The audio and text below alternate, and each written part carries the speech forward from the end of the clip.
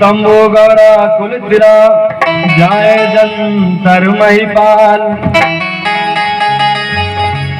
जय जय गुरुदेव गगन धनतरी जय जय भीमान।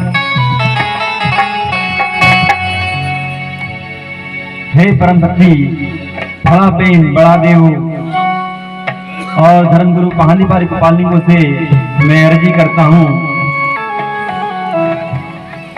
कि इस सागा समाज को मैं अपने रीति रिवाज और संस्कार की जानकारी अच्छे से दे सकूं, ऐसा मुझे आशीर्वाद देना।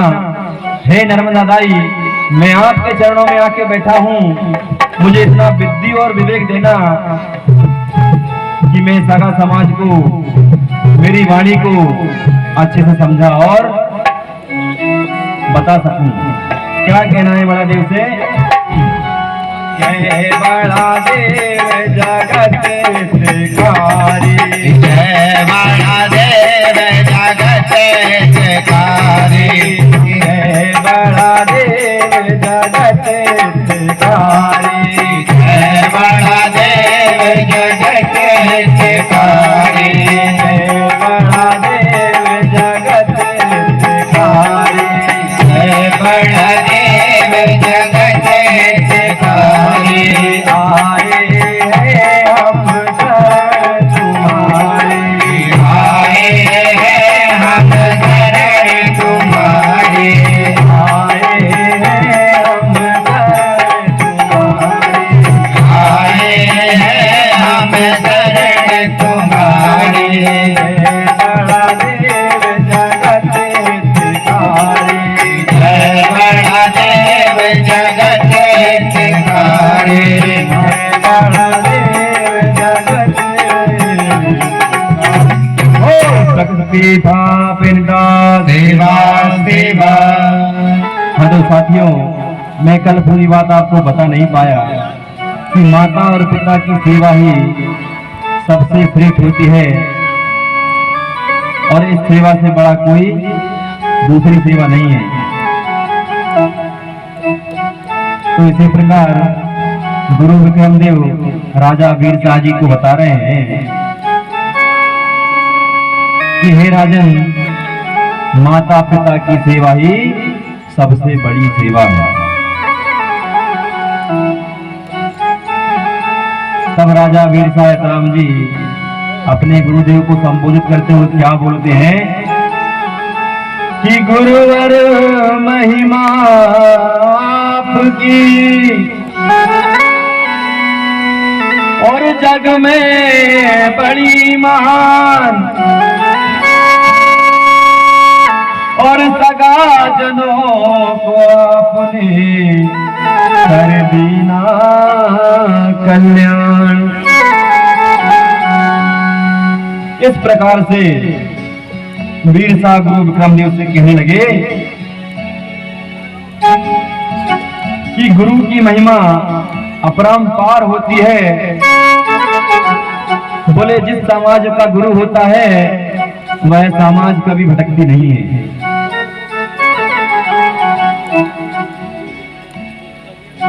जो समाज अपने गुरु की कदर करता है वो समाज कभी भटकता नहीं है। मेरे साथियों, ये आपको जानना पड़ेगा, मानना पड़ेगा। आज हमारी समाज पिछड़ी हुई क्यों है? इसकी भी एक वजह है। क्यों वजह है? क्योंकि आज तक हमने हमारे गुरुओं की सेवा नहीं की, उनका कदर नहीं किया हमने, है ना। इसीलिए हमारा समाज भटक गया है। क्योंकि जो रास्ता दिखाता है हमें उसकी इज्जत करनी चाहिए। गुरु पूजने होता है, क्यों? कि वह हमें अंधकारमय रास्ते से उजाले की ओर लेकर जाता है। आओ सदा जन गुरुवर के द्वार, गुरुवर के द्वार पे भीड़ अपार। वो खड़ी आ गई सदा जन गुरुवर के चरणों में सब कुछ मिलेगी, कृपा से जीवन की बगिया खिलेगी। गुरुवर के चरणों में सब कुछ मिलेगी, कृपा से जीवन की बगिया खिलेगी। आओ सदा जन गुरुवर के द्वार, आओ सदा जन गुरुवर के द्वार। गुरुवर के चरणों में भीड़ अपार, गुरुवर के चरणों में भीड़ अपार। वो घड़ी आ गई सदा जन गुरुवर के चरणों में सब कुछ मिलेगी, कृपा से जीवन की बगिया खिलेगी। गुरुवर के चरणों में सब कुछ मिलेगी, कृपा से बगिया खिलेगी।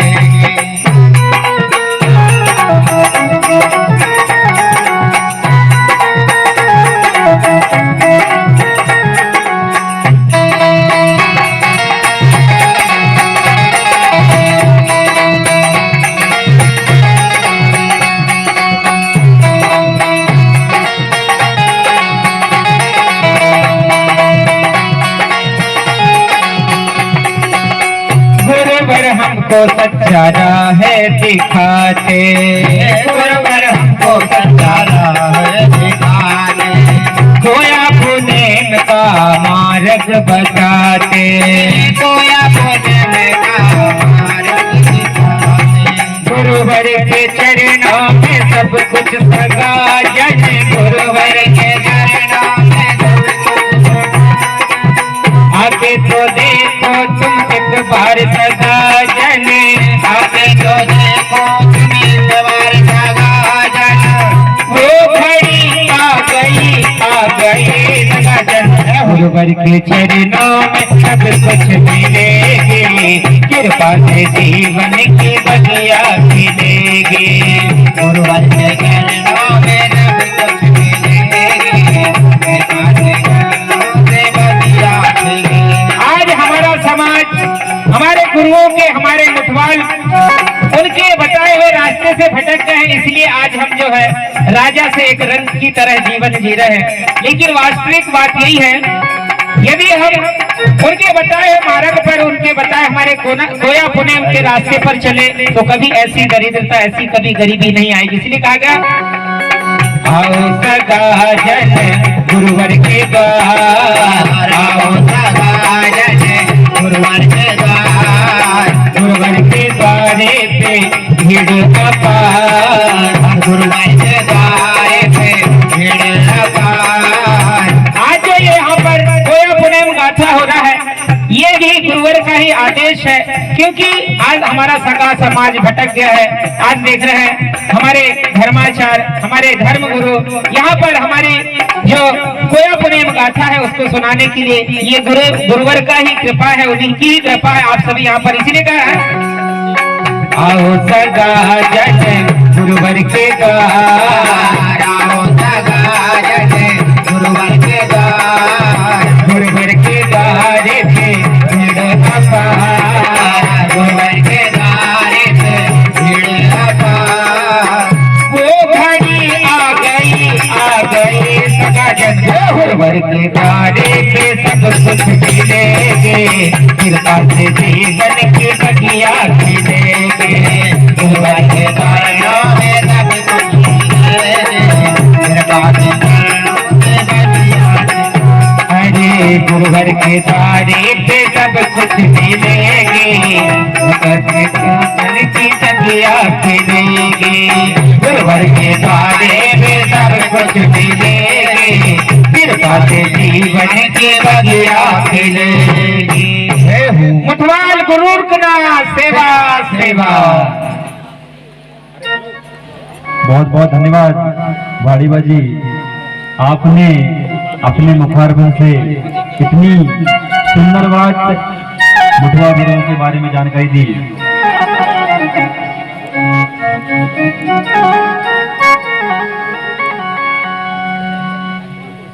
राजा वीर शाह जी गुरु विक्रमदेव से यही कहते हैं कि हे गुरुदेव, हमें ऐसा ही मार्ग बताइए, हम आपके चरणों में सेवा जोहार करते हैं।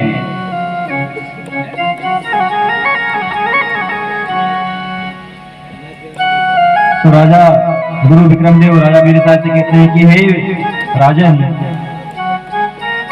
जिस समाज का गुरु नहीं होता है वह समाज अंधकार में रास्ते में जाने लगती है और जा रही है। आज हमारे पास में हमारा धर्म भी है, हमारी भाषा भी है, हमारे संस्कार भी है, लेकिन फिर भी हमारा समाज भटक रहा है। और क्यों भटक रहा है? क्योंकि हमारे पास में गुरु नहीं है, और गुरु है भी हम गुरु को पहचान नहीं रहे हैं कि वास्तव में गुरु कहाँ है और कौन है। जिस समाज ने गुरु का हाथ पकड़ा है वो समाज कोई भटकी नहीं है, प्रमाण है आज भी देखिए। और हमारे समाज ने गुरु का भी साथ छोड़ दिया और संस्कार भी छोड़ दिया। साथियों, इसीलिए हमारा सागा समाज आज भटका हुआ है।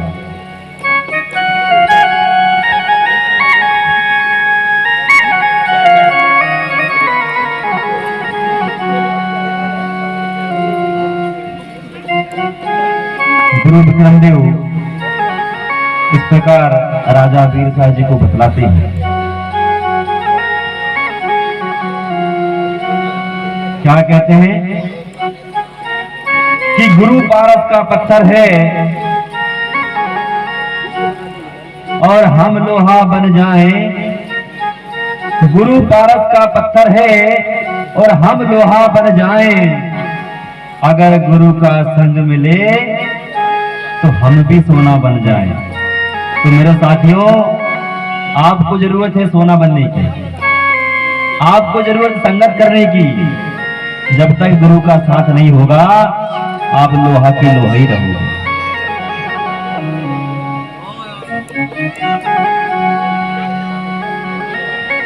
इस प्रकार से गुरु विक्रमदेव राजा वीरसाज जी को बतला रहे हैं।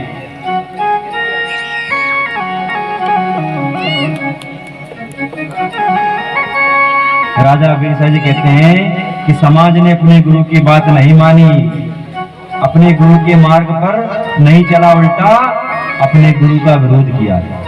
आज हमारे समाज की स्थिति यही है कि हम गुरु का विरोध करते हैं। जो हमको रास्ते में लेके जाता है ना, हम हमेशा उसका विरोध करते हैं।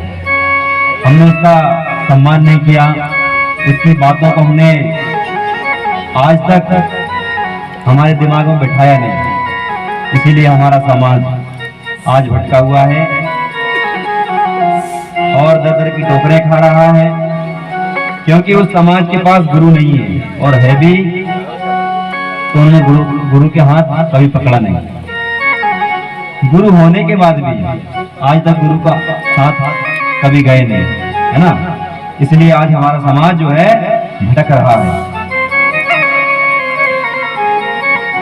हमारी संस्कृति में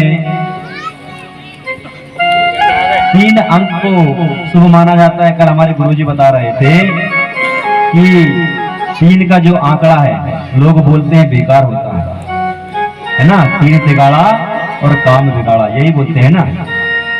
तो 3 का जो अंक है हमारे लिए सबसे शुभ माना जाता है, और वह कैसे मैं आपको बता देता हूं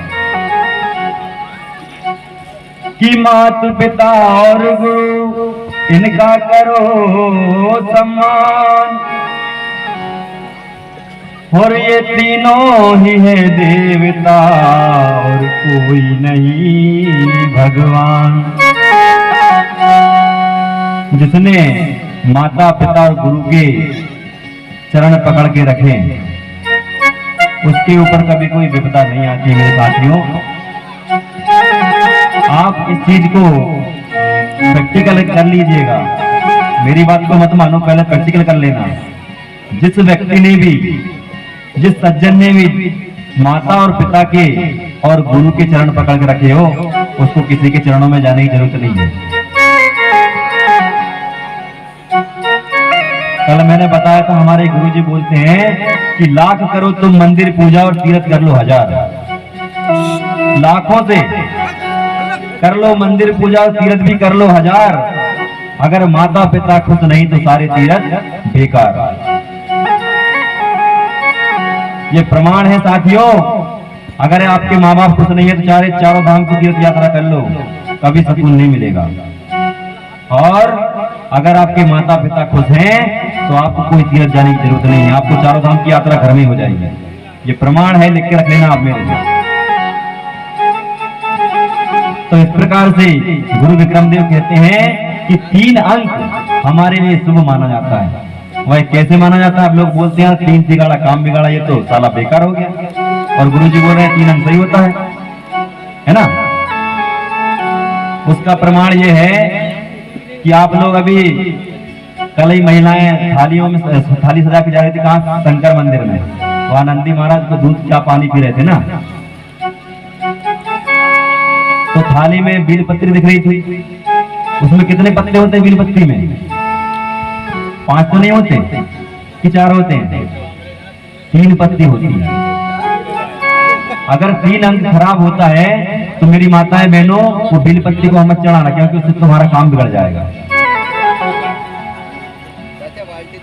आप लोग बोलते हो ना 3 तिगाड़ा काम बिगाड़ा, तो बीला की पत्ती में 3 ही पत्ती होती है, उनको मत चढ़ाना, नहीं तुम्हारा काम बिगड़ जाएगा। 3 अंक शुभ होता है बहनों, ये हमको पता होना चाहिए, क्योंकि बीला की पत्ती में भी 3 पत्ती होती है। और हमारी सगा समाज जिस पत्राली में देवी देवताओं की पूजा करते हैं, खखरा के पत्ते भी 3 होते हैं। इसी प्रकार ऋतुएं भी 3 होती है, वर्षा ऋतु, ग्रीष्म ऋतु और शीत ऋतु। हमारे संस्कार भी 3 होते हैं, जन्म, विवाह और मृत्यु। हमारी अवस्थाएं भी 3 होती है, बचपन, जवानी और बुढ़ापा। अगर ये खराब है तो फिर हमारा जीवन ही खराब है। क्यों? लोग बोलते हैं ना 3 तिगाड़ा और काम बिगाड़ा, तो 3 अंक खराब नहीं है, हम लोगों ने खराब बना के रखा है।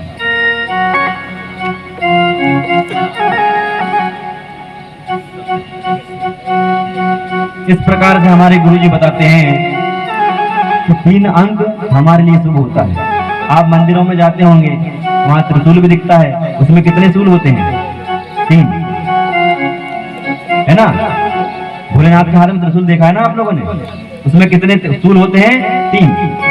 इसका मतलब त्रिशूल भी खराब है, फिर तो काम बिगाड़ने वाला है। नहीं साथियों, 3 अंक हमारे लिए शुभ माना जाता है, क्योंकि हमारी अवस्था भी 3 है, ऋतु भी 3 है, और जो प्रकृति के अंग है वो भी 3 बताए गए, है ना। तो 3 अंक खराब नहीं हुआ, हमारे लिए शुभ माना जाता है। लोग बोलते हैं कहीं लड़की बच्चे देखने जाते हैं, 3 लोग नहीं जाना। आप जाके देखना, आप काम अगर शुभ नहीं हो तो कह देना, इससे काम बिगड़ता नहीं है, तो कहने की बात है।